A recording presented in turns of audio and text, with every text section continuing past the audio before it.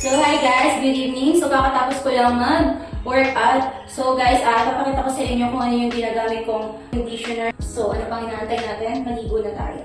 So ginamit ko na itong gym kong panligo para mapakita ko sa inyo yung ginagamit kong conditioner. So itry na naman natin itong conditioner.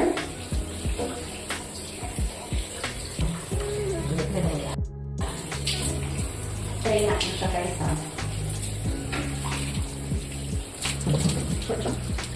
Kuha pa tayo.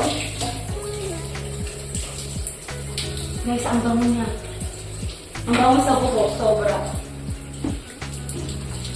So, balawan na natin.